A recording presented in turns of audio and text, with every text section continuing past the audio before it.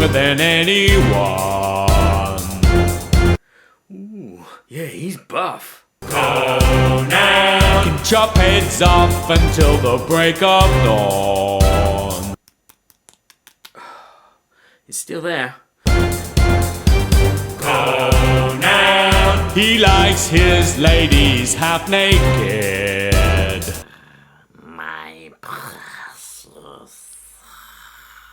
Conan, for 2 years you've been patiently waiting. Let's get this bad boy to the table, shall we?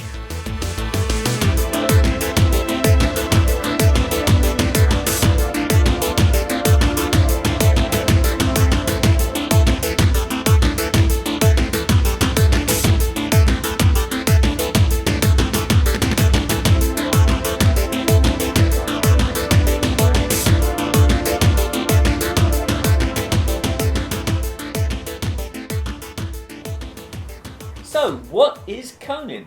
Well, Conan is a strategic combat game where players will be taking on the roles of Conan and his buddies from the Conan universe, and they'll be playing against a player who will be the evil overlord, who will have his objective in a scenario, and the heroes have to thwart that objective.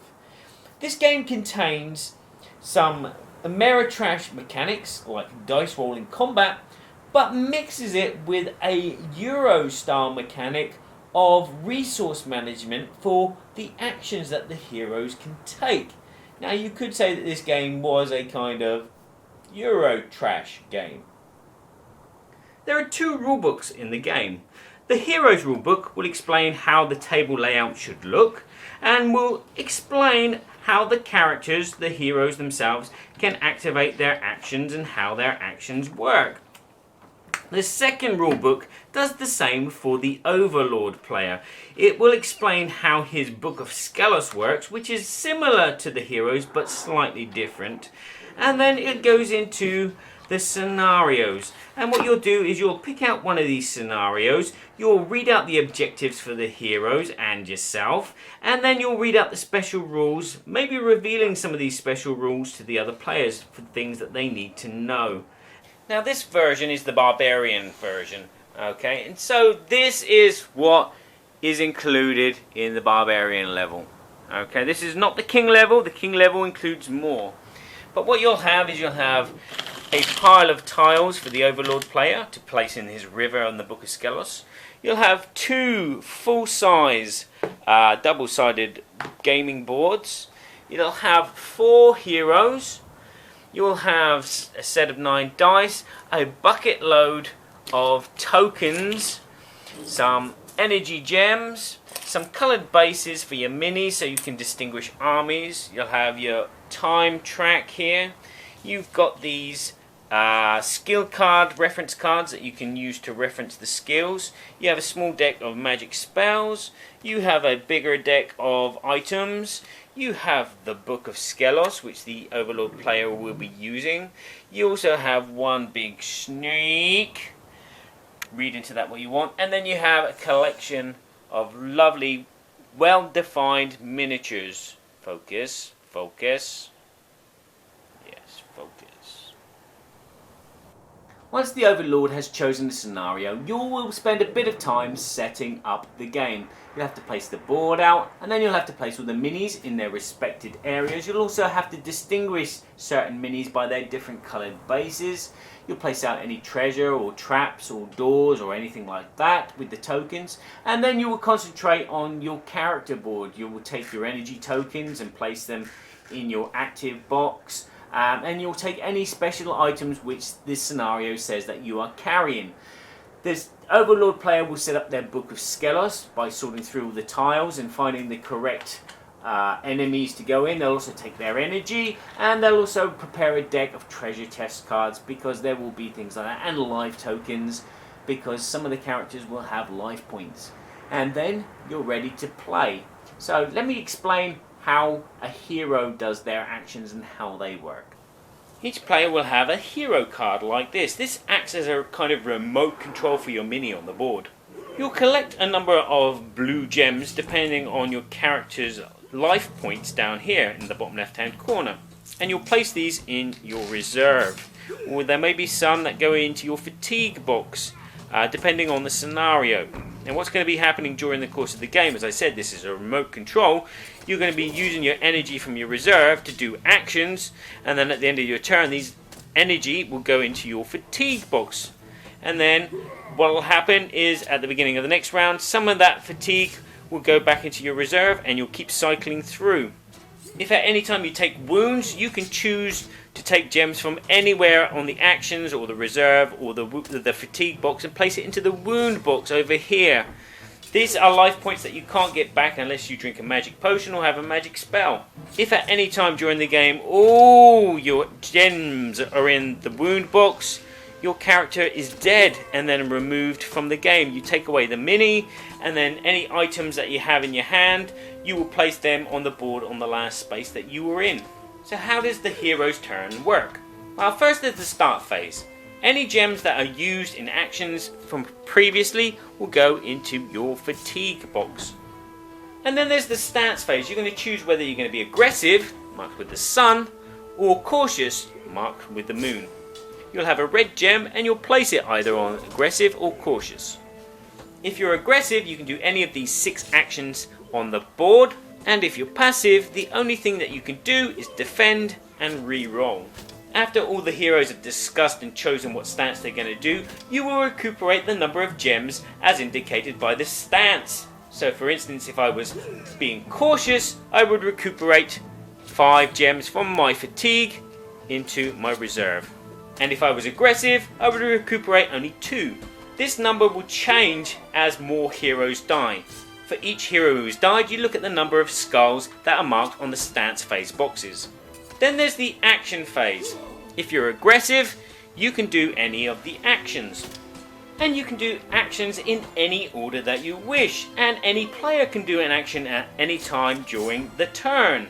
For example, one hero could move, another hero could move next to them into the same space, and then they could attack. A third hero could go and open a chest, and then the first hero could move again. Heroes will keep doing actions as long as they wish, as long as they have energy. When all heroes agree that they've spent all the energy they wish to spend, they declare the action round over. One action that you can do is you can do a melee attack on an enemy in the same space as you.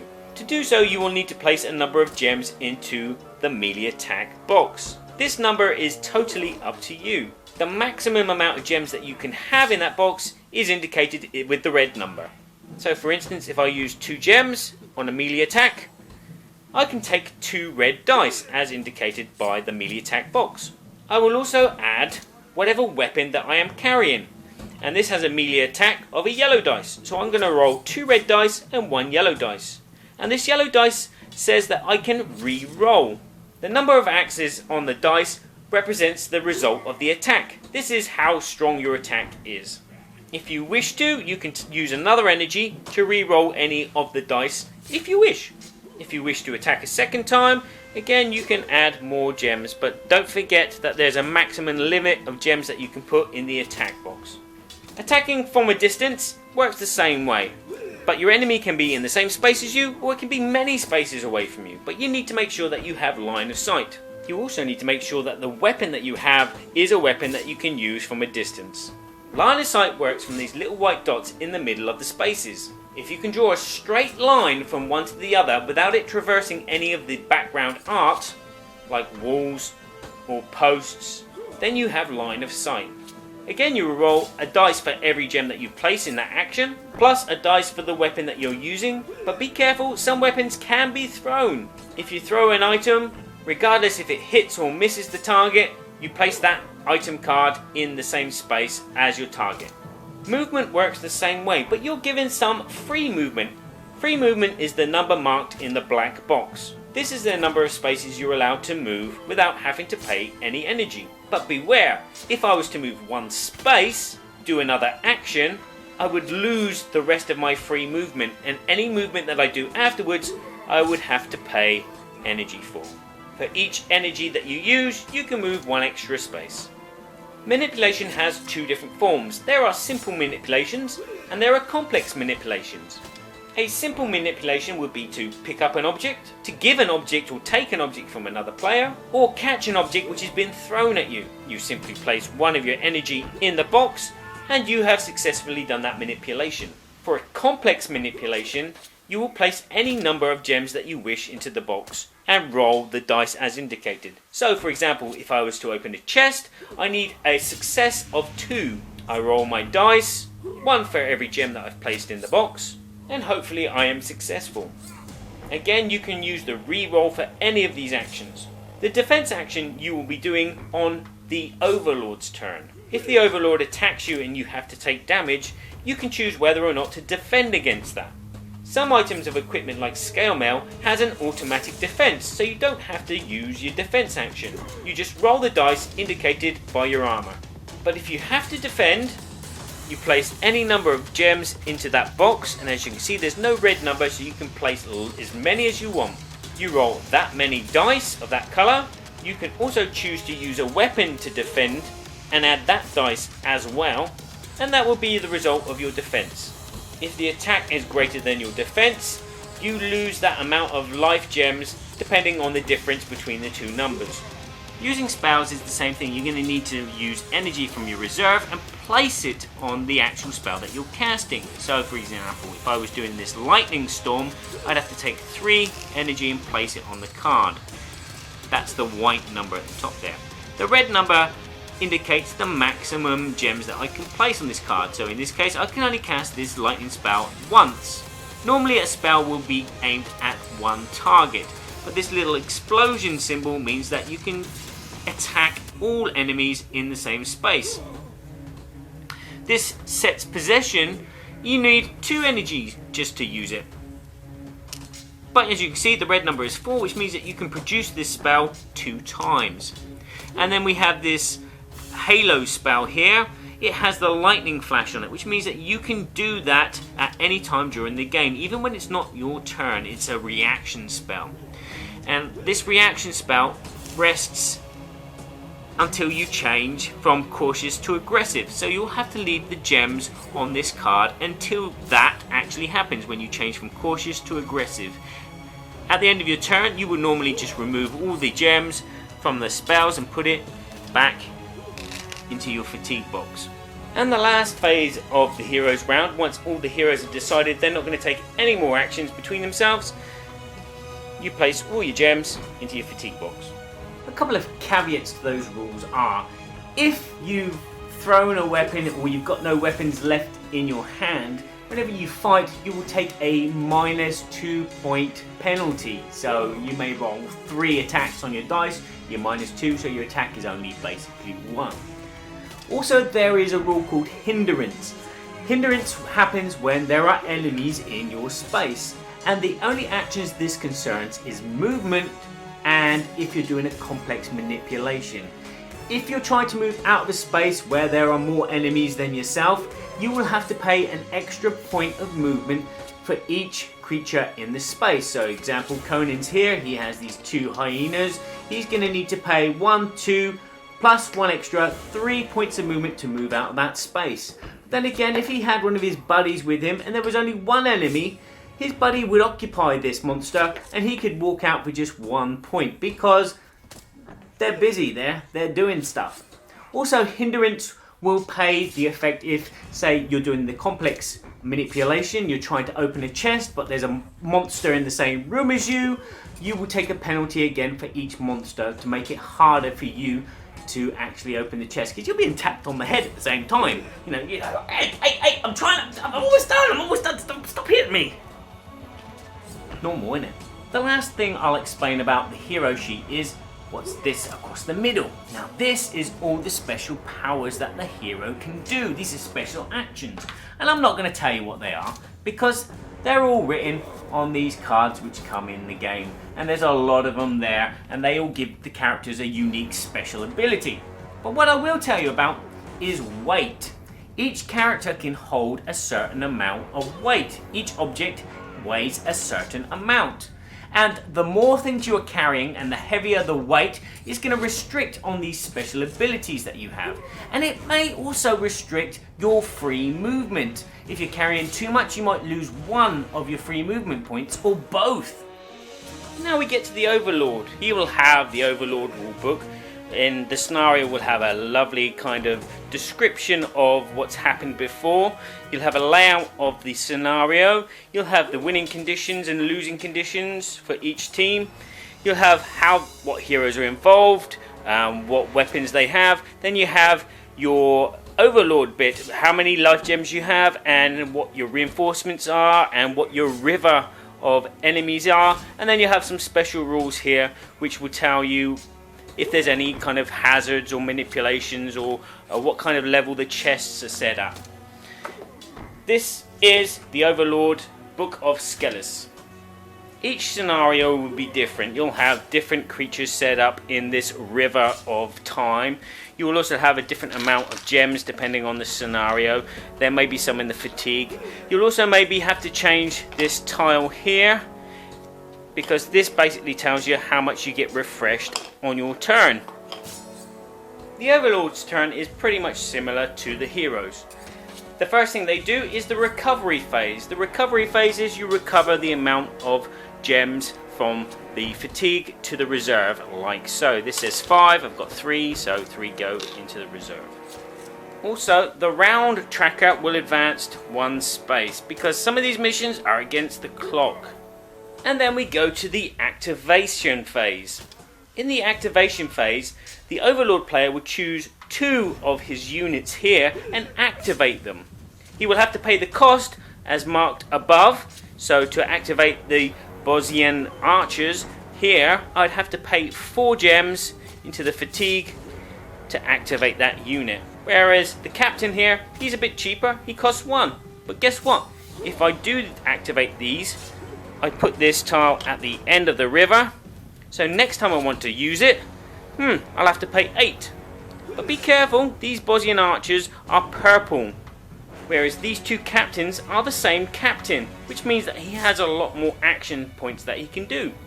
So after I've paid for a unit, I can then activate that unit. So all the archers which are grey and have grey bases can be moved the number of spaces as indicated on the tile, and then they can attack using the attack dice on the bottom of the tile.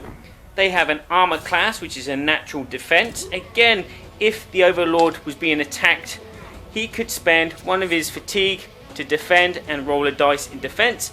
All rolls of defense are done with an orange dice. One thing that's important for the Overlord player to know is that when he moves a group of warriors, he moves them and then attacks them. He cannot attack and move. If he wished to move a unit after an attack, he would have to pay 1 gem to move, but that's for each miniature itself. If the heroes kill all the miniatures of one group, say the hyenas, you rotate the tile like so. This kind of blocks the flow of the river. The Overlord player can do one of 2 things. They could just pay the 3 that is needed to activate this unit, but there are no minis on the board, so it would go straight to the back of the river. Or another thing that they can do is they can remove it from the game entirely. But to do that, they'd have to remove 2 of their gems as well. This special Raven tile here is in reference to the scenario. In the scenario book, you'll have some different powers or different things that you can activate when you activate this tile. It may just give you some respawn points, which means that you can spend those points to bring dead miniatures back to life. So if I had 4 reinforcement points, I could use those 4 reinforcement points to buy me 4 hyenas because they cost 1 each. I place them on the respawn point on the board, and then this tile can go back over. And obviously this tile will go to the back. It may give me a special power, or this may make a new monster appear, or it may just advance the scenario. And the Overlord must never forget that he can actually move extra spaces, 1 gem for each mini that he moves. He can defend against all attacks, again 1 gem for each defense, and he can re-roll as well. Once the Overlord has moved 2 of his tiles from the river from the front to the back, that's when his turn is over. And that is basically the game. You keep going from heroes to overlord, from heroes to overlord, until either team has fulfilled their objective or the time track has run out and it's game over. So, talking about game over, what about this game? What is my review? Wow, Conan is a board game that everybody should be screaming about. Now, they'll either be screaming that, wow, this is the best game in the world! Or they'll be screaming about, oh my god, I can't believe they did that! In my case, it was a case of, oh my god, I can't believe they did that. Why? Well, I've played this game many times as a prototype, and it works really well. I really love this game. In fact, my Board Game Geek rating for it was a 9 because it was so good. And the only thing that would push it to a 10 was actually having the real thing and the real minis and the real components and the real everything. But you know what? I got it. I read the rules, made sense, went to play it, fell to bits. Why? Because the rulebook is heartless and soulless. It doesn't tell you anything about the game. It doesn't even say that this is a game where you're playing as heroes and you need an overlord, and the overlord's against the heroes and the heroes against the overlord. It doesn't even say that. It doesn't put you into the spirit of the game. It reads like the 10 Commandments. You know, you shall not steal. But what if I borrow something for a day and then put it back? Is that stealing? This game is fantastic, but the rulebook has these little holes, these kind of things where you can interpret what you want from it. For example, attacking, it does not state how many times you can attack on your turn. Now, I remember when we played the prototype, you could only attack once per turn per hero, because there was a character that could attack twice. But it doesn't say in the rulebook. But it just says, you know, the heroes, when they finish doing all their actions, they can decide whether or not to attack or not. I don't know, sorry, that doesn't make sense. But it says, when all heroes have finished doing their actions and they've used all the gems they want to do, turn ends. Yeah, we're supposed to fathom from that if we can attack more than once. There's little holes in all the rules. When we played this, and again, we played this with guys that had played the prototype, we'd stumble because there would be a rule that we thought, can we do that? Is the line of sight working like that? Is that this? Is that that? And it just slowed the game to a halt. Although we did have a good time playing it because we were just laughing at these little bugs in the game. But honestly, the rulebook needs a lot of work, and hopefully the second edition rulebook will be a lot more complete. I've managed to explain a lot of the holes that I found in my walkthrough of the game, how to play the game. There are, as you see, you can attack more than once.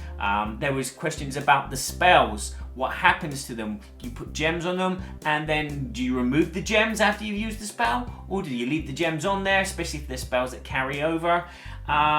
There were lots of little questions like that. Line of sight. Did the artwork block the line of sight, or is it the space in which the artwork is that blocks the line of sight? Those little things, details that need to be clarified in the rules, because at the moment there's going to be a big FAQ for this game. Now, that's the big negativity of this review out the way. A little negativity is the components, the cardboard tokens. Which one of these tokens is a door and which one of these is a treasure chest? Yeah, exactly. You can't tell the difference unless you're really looking. That is a bad thing. Another bad thing. This is a rockfall tile, okay, which looks nothing like the rockfall tile in the scenario book. They got different art, but that's the rockfall tile. The fact that the rule book was gone over by guys at Fantasy Flight Games. But you know what normally happens in a Fantasy Flight game? They normally have these opening pages which tell you what every single component is. there is none of that in this game. You have bags on bags of components, but you don't know what they're used for. Luckily, I found out that a lot of these components are not used in this game. They're for expansions and extra missions which are going to be coming. Thanks for telling us. That's great. I was going to say something else about the components. Apart from that, the minis are fantastic. The artwork is fantastic. But it's just that little detail that just like, what have I got myself in for? So, this game is a fantastic game when you get to play it. This game is great. This game brings out the cooperativeness that I like in games. As you're playing as heroes, you are really having to communicate because you're having to juggle your resources. Not just your ones in front of you, but in between each other. Who's going to be aggressive and who's going to be passive? You know, and what monster do you think are going to move next? Which one's the Overlord's going to activate? You look at his book and you go, wow, okay, right, that's pretty expensive. He likes using his archers because they can attack from a distance, but they're expensive now, so I don't think he's going to use them. I'm going to attack them. Or maybe I'll attack the captain because he's definitely going to move him next. You've got all these choices that you've got to make, and it's great as a team. You're just really brainstorming, and even if you have an alpha player on the hero side, you know what you can do with them? The next game, you make them the Overlord. Okay, simple as that, and that will shut them up, and then the team can talk as a team. It's fantastic. You have this Euro mechanic of using energy, but then you have this Amera style trash dice rolling, which is just in luck of the wind. The way that you've got all these decisions, you've got these resources, and you've got to really think. Wait a minute, I can't use all my energy now because the Overlord's going to tap me for one, and I don't want to die. I don't want to lose any hit points. Yes, there is player elimination, but you could call it sacrifice because sometimes you feel like you have to sacrifice yourself to get to the objective, and I think that will distinguish this game from a lot of other player elimination games. You will put your life on the line. Okay, I need to save Bellet because we've got one round to go and she's going to die, and if she dies, we lose the mission. So you will throw yourself in front of the dagger, you will throw yourself in front of the big monster, you will give your life points to the other hero so they can live, you will die, but you will succeed as a team, and that is another great element which I like. It's great. It does feel like a dungeon crawl, but at the same time it just feels like Memoir 44. It is a strategy combat game where you're pushing against the other team, trying to complete your objective and not necessarily wipe out the board clean of all the bad stuff. You've just got an objective and you've got to go for it, and that is great. Also, the element of these gems are your life points, and the more you get wounded, the less actions you do, feels like what should be in every single kind of game like this, like Descent. It should be, you've got one life point left, but still you can attack with this big sword which does 15 points of damage. Doesn't make sense to me, whereas in this, it makes sense and it feels right. The other great things, as the Overlord, that slight different balance of controls that you have. Having this book with this river and, just having to really contemplate, should you just activate the least expensive characters, or should you just, it's going to cost me 8, but I'm going to activate the big bad monster, which is going to crush the hell out of all these heroes. Fantastic. This is a fantastic mechanism. The characters all feel different with their special abilities. The scenarios that I've played are really, really interesting and really good. This mesh of Euro mechanics and Ameritrash create a Eurotrash game. But at the same time, it's kind of more push your luck. You've got this energy. Should you spend it to roll more dice or to re-roll dice? It is really a good concentration of these two mechanics which make this game fantastic. People may say that there's not a lot of replayability. There are 8 scenarios in the game. you may feel limited with those scenarios due to the fact that some of them are for 3 players, some of them are for 4 players, some of them are for 5 players. And so if you've got 5 players, you can only play the 5-player missions because they have designated heroes, weapons, and objectives.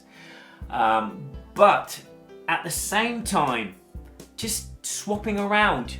You know, 1 minute you're playing Conan, 1 minute you're playing the Overlord. Same scenario. It's a great, it's that kind of replayability that you've got. You haven't got this leveling up that you get in Descent or anything. You have just got, you've got your equipment and you've got to make the best of the situation. And different players will play differently. You'll feel that you're in control at the beginning of the game because you've got all this energy to waste. And then you'll find out, wait a minute, I'm not getting much back. I'm not getting much compensation back from these energy. And this makes for a really interesting dilemma.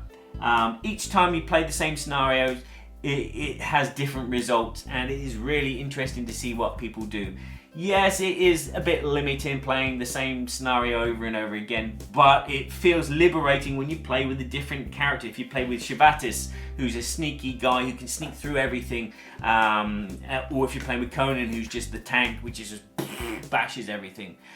The mechanisms, when you get used to them, are very, very simple. And the great thing about it is I think it's simple for a reason. So you can construct your own scenarios, much like what you did probably when you had Hero Quest. This game feels like that kind of thing, a Hero Quest thing, but the combat is a lot better because you won't buckle yourself up against a door and then just hack the goblins one by one. In this, combat is spacious and it can come from anywhere, and that's what I really like. Everything about this game is fantastic as a game when you know how to play it. I can't pat it on the back enough. The minis are wonderful. The hero minis, they look less detailed than the evil minis, mainly because I think the colour of the model clay, the modelling clay, it's not modelling clay, is it? But the plastic that they've used. The quality of the cardboard, really good. The quality of the minis, the gems, the dice, everything is great. It's just a shame that the rulebook sucks. Hopefully they sort this out. Again, hopefully everything that you need to know how to play in this game is in this video, and it will help you enjoy this game.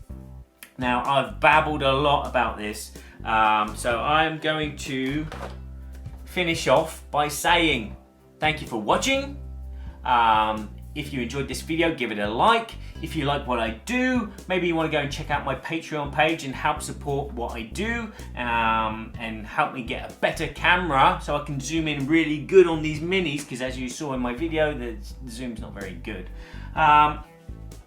And you don't have to buy every single board game out there. You just need to own a few good ones. And this is a damn good one. And hopefully I'll do another review when I get the 2nd edition rulebook and I get the expansions and bits and bobs. So, ciao for now, and I'll see you around. Space, the final frontier. These are the voyages of the starship. Oh, it doesn't matter. Paper Plane 52. These are the voyages of the starship Paper Plane 52. Its 5-year mission to seek out and destroy brave new planets and brave new people, and to boldly fly where no paper plane has flied before. Big shout out to Ship Naked as well, our shippers for America, Philly Bear, who have been, once again, all the guys working with us. You said Ship Naked. Ship Naked, not what you think I said. Ship Naked. Yeah. It's a weird name, and I've never asked them why, but I'm sure there's. I just got a package from Ship Naked, and my wife looked at it and she says, "What's this?" And I winked at her and said, "You'll find out." Well, there's a fig leaf in there somewhere. It was my tiny epic western, but okay. Is that what she calls it? Yeah, yes, that's what she